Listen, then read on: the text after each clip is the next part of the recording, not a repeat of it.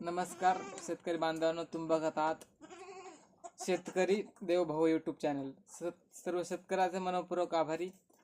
खरं तर यूट्यूब चॅनलवर शेतकरी भरपूर आहेत आणि माहिती देणारे सुद्धा भरपूर आहेत. हे सर्व असताना शेतकऱ्याला जी प्रॉपर माहिती देणं आहे ते गरजेचं आहे. शेळीपालन व्यवसाय करत असताना हजारो शेळीपालन करतात, प्रत्येक जातीमध्ये शेळीपालन करतात, परंतु योग्य माहिती देणं, शेतकऱ्यापर्यंत पोहोचणं हे पण गरजेचं आहे. खरं तर आज जी मी स्वतः ज्या शेळीसोबत काम करतो ती उस्मानाबादी शेळी. खरं तर अगोदर संघर्ष गट म्हणून भरपूर त्या चॅनलवर भरपूर व्हिडिओ आहेत, परंतु एक नवीन ते चॅनलला थोडं कॉपीराईट झालं, त्यामुळे दुसरं चॅनल खोलण्याचा निर्णय घेतला. परंतु हे चॅनल आहे शेतकरी देवभाऊ या यूट्यूब चॅनलवर सर्वप्रथम सर्वांनी लाईक करा, शेअर करा. खरं तर शेळीपालन व्यवसायाच्या विषयातील सखोल A to Z माहिती देण्याचा मी प्रयत्न करेन. शेळीपालन असेल, कुक्कुटपालन असेल, दुधाचा धंदा एक असेल, ज्या धंद्यामध्ये आपल्याला थोडं नॉलेज आहे ते इतरांपर्यंत सुद्धा पोहोचलं पाहिजे, हीच तळमळ ही आशा करून मी शेतकऱ्यांना माहिती देण्याचा प्रयत्न करतो. खरं तर उस्मानाबादी शेळीचा निवड करत असताना सर्वप्रथम प्रत्येकजण उस्मानाबादी शेळी एक अट्रॅक्शन अट्रॅक्शन होणं गरजेचं आहे. उस्मानाबादी शेळी चांगली आहे, परंतु जसं काळानुसार बदल झाला पाहिजे हे पण गरजेचं आहे. काळानुसार बदल होणं गरजेचं आहे, परंतु उस्मानाबादी शेळी जर आपण जसं जवळ पाहिजे सेटेबल, काही दिवसांना आता मला स्वतःला प्रश्न वाटतो की उस्मानाबादी शेळी सोबत करून काय फायदा. हा एक प्रश्न माझा पडतो. स्वतःला प्रश्न विचारल्यानंतर कळतो की 2 महिन्यात जर होड पिल्लू होणार असेल तर उस्मानाबादी शेळी सोबत मी काम कशासाठी करायचं, वजनच वाढत नसेल तर उपयोग काय. परंतु नव्या तंत्रज्ञानाला जोडायचं असेल, नव्या युगाला जर जोडायचं असेल, शेळीपालन आपलं जसं चालतंय पारंपरिक पद्धतीनं चालतं, काहीतरी बदल करून त्याच्यामध्ये घडून आणणं गरजेचं आहे. परंतु शेळीपालन व्यवसाय करत असताना उस्मानाबादी शेळी ही जुळं पिल्लं देणारा चांगलं आहेत आणि 3 पिल्लं समजा एक तुरळक शेळीला 1 पिल्लू होतं, परंतु वजन वाढ कमी हे एक मुद्दा खूप मोठाच आहे आणि तोट्याचा नोट आहे. वजन वाढ होणं गरजेचं आहे. कितीही आपण प्रयत्न केला, जंताचं औषध देण्याचा प्रयत्न केला, खुराकामध्ये आपण व्यवस्थापन केलं तरी वजन वाढत नाही. परंतु वजन वाढणं गरजेचं, त्यासाठी आपण उस्मानाबादी प्लस बिटल क्रॉस करून या शेळीमध्ये वजन वाढायचा प्रयत्न करू शकता. करत शेळीपालन व्यवसाय करत असताना खूप चांगला व्यवसाय आहे आणि भारी व्यवसाय आहे. फक्त करणं गरजेचं आहे आणि मार्गदर्शन करणं गरजेचं आहे. शेळीपालन व्यवसाय करता उस्मानाबादी शेळीसोबत करत असताना सर्व उस्मानाबादी शेळीचे पिल्लं ह्या कप्प्यात 10 पिल्लं आहेत आपलं, इकडं 5 पिल्लं आहेत, असे टोटल 15 पिल्लं आहेत आपले. 10 शेळ्याचं उत्पन्न चालू झालेलं आहे. खरं तर आपल्याकडे भरपूर शेळ्या होत्या, त्या कमी केल्या आपण, आता परत डबल वाढवण्याचा विचार आहे. परंतु शेळीपालन व्यवसाय असताना शेळीपालन व्यवसाय करत असताना डिलिव्हरीपासून शेळीच्या ते विक्रीपर्यंत व्यवस्थापन कसं असलं पाहिजे, गाभणपणापासून ते डिलिव्हरीपर्यंत. गाभणपणामध्ये आपण शेळीला आपण लागत्या वेळेस आपण जंताचं औषध देणं गरजेचं आहे. त्यामध्ये तुम्ही अल्बमवार देऊ शकता, फेल्बेंडाझोल देऊ शकता, गाभण असली तर फेल्बेंडाझोल देऊ शकता, अल्बमवार, फॅसनिल, वेगवेगळ्या कंपनीचे भरपूर औषध, त्यासाठी मी स्पेशल व्हिडिओ बनवेल. आपलं जंताचं एक क्रॉसिंग माहिती निघून गेली.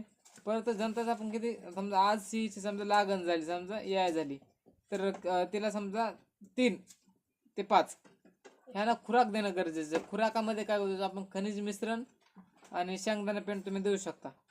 शेंगदाणा पेंड आणि खनिज मिश्रण हे काय काम करणार आहे, तर आपल्या पिल्लांची वाढ होणार आहे, वजन वाढणार आहे. जेवढं आपल्याला समजा बाहेरून जन्म झाल्यानंतर ते वजन वाढणं वेगळं, परंतु शेळीच्या गर्भामध्येच वजन वाढणं हे एक गरजेचं आहे. शेळीचं जन्मतानाच पिल्लू ते तंदुरुस्त आणि मजबूत होणं हे सुद्धा गरजेचं आहे. त्यावेळेस जर आपण शेळीच्या पिल्लाची 50% त्यावेळेस आपली काळजी घेणे गरजेचे आहे. त्यावेळेस शेळीचं आपल्याला 50% उत्पन्न तिथं पोटामध्ये शेळीच्या वाढतं. त्यामुळे तिथे झालं की शेळीची डिलिव्हरीच्या टायमाला काळजी घेणं गरजेचं आहे. शेळीच्या डिलिव्हरीच्या वेळेस आपण स्वतः तिथं राहणं गरजेचं आहे. शेळी सांगत नाही तुम्हाला की अरे, शेळी आपल्याला तिच्या वेदनातून भावनातून आपल्याला कळतं की शेळीची आज आपल्या डिलिव्हरी, आणि ह्या वेळेस आपल्याला कळतं शेळीची डिलिव्हरी. शेळी आपल्याला मालकाला सांगते की रे बाबा आज थांब, माझी डिलिव्हरी होणार आहे, मला बाळ झालं, मला येणार आहे, तुला उत्पन्न तुझं वाढणार आहे, या शेळी आपल्याला सांगते. आणि हे आपल्या आता शेळी सांगितलं आपलं तिथं गरजेचं आहे. शेळीच्या डिलिव्हरीच्या वेळेस टिंचर आयोडीन नाळ घेणं टिंचर आयोडीन घेणं गरजेचं आहे. शेळीच्या पिल्लाच्या नाळाला लावणं गरजेचं आहे, कारण नाळाला पुन्हा काय होतं, नाळाच्या जागेवर खालून सूज येते, गाठ आल्यासारखे होते आणि तिथं आपलं थोडं समजा जे आपलं ब्रिडिंगसाठी बोकड राखणार आहे तिथं आपलं उत्पन्न घटतं. हे घटत असताना तिथं आपण नाळाच्या वेळेस आपण काळजी घेतली, तिथं समजा शेळीची कास धुणं, शेळीच्या कासावर समजा सुरुवातीला चिक आहे तो थोडा फेकून देणं गरजेचं आहे, कारण तिथं समजा गाव लागल्यापासून ते आतापर्यंत ते सड मोकळं नसेल, थोडं मोकळं करणं गरजेचं आहे. पोटॅशियम परमॅंगनेटच्या पाण्यानं कास धुणं गरजेचं आहे. ती आता तुम्ही कास धुवून परत आपल्या पिल्लाला कास थोडी स्वच्छ कापडानं मग कापडानं कास पुसून पिल्लाला पोटभर काढणं गरजेचं आहे. तुम्ही ह्या वेळेस जर आपण पिल्लाला पोटभर पाजलं तर हेच पिल्लू आपला रोगप्रतिकार शक्ती खूप देणार आहे आणि त्याच्यामध्ये आपला शेतकऱ्याचा खूप फायदा होणार आहे. त्यावेळेस आपण जितक्या लवकर आपण शेळीच्या पिल्लाला चिक पाजू तितक्या लवकर आपला शेळीचा प्लॅसेंटा म्हणजे जार काय भागात वार म्हणतात ते पडणं महत्त्वाचं आहे. त्यावेळेस आपण समजा चिक काढला की एक ऑक्सिटोसिन नावाचा हार्मोन्स हे शेळीच्या मेंदूमध्ये जागा होतो आणि आपला जार पडण्यास जास्त मदत होते. परंतु हे करत असताना आपण शेळीचं आरोग्य हे करणं गरजेचं आहे. शेळीचं डिलिव्हरी झालं तुम्ही तिला तुम्हाला सांगितल्याप्रमाणे खनिज मिश्रण, शेंगदाणा पेंड आणि हे देणं गरजेचं आहे. शेळीचं डिलिव्हरी समजा त्या टायमाला इंजेक्शन देणं गरजेचं, समजा जास्त तिची बेजार झाली असेल. परंतु गुळाचं पाणी त्या टायमाला तुम्ही पाजणं गरजेचं आहे. गुळाच्या पाण्यामध्ये कॅल्शियम असल्यामुळं कॅल्शियम आहे, ग्लुकोज आहे आणि एनर्जी गुळामध्ये असते, त्यामुळे आपल्याला रिकवर व्हायला जास्त मदत होते. दुधात पानं सोडण्यास मदत होते, दूध वाढीस मदत होते. ह्यावेळेस तुम्ही आता तिथं डिलिव्हरीच्या टायमाला तिथं काळजी घेणं गरजेचं आहे. तुम्ही तिथे आता काळजी घेतली पिल्लांची शेळीची काळजी घेतली की आपण शेळीला 2-3 दिवस जेव्हा आपलं लगेच जागा आहे तिथं गरम पाण्यानं धुणं गरजेचं आहे. तिथं कारण पावसाळ्याच्या वेळेस तिथं आषाढी पडण्याचे जास्त चान्स असतात. ते तिथं आपण आषाढी पडण्यापासून वाचायला आपल्या शेळीला की तिथं आपल्या शेळीचं निर्मळ करणं, पुन्हा शेळीला आपण खुराक देणं गरजेचं आहे. खुराक जोपर्यंत पिल्लू विक्रीपर्यंत होत नाही, आपलं पिल्लू कमीत कमी 120 दिवसाचं पिल्लू 120 ते 130 दिवस याच्या दरम्यानच आपलं पिल्लू गोट मग कटिंग मार्केटला किंवा विक्रीला झालंच पाहिजे. कारण जास्त दिवस आपण ठेवून उपयोग होत नाही, कारण शेळीचं दूध संपलं आपण पिलं तरी खुराकावर किंवा पाल्यावर हे जास्त वजन वाढणार नाही. कारण जोपर्यंत दूध आहे आणि तोपर्यंत शेळीचं पिल्लाचं वजन वाढणार आहे आणि तोपर्यंत शेळीचं पिल्लू आपण ठेवणं गरजेचं आहे.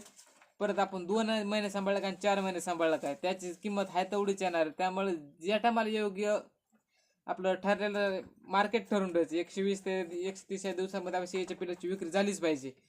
हे आता आपण ठरलं की तिथं आपलं शेळीचं उत्पन्न आणि त्या दूध कमी झालं की तिथं शेळीचं कटिंग मार्केटला पिल्लू विकणं गरजेचं आहे.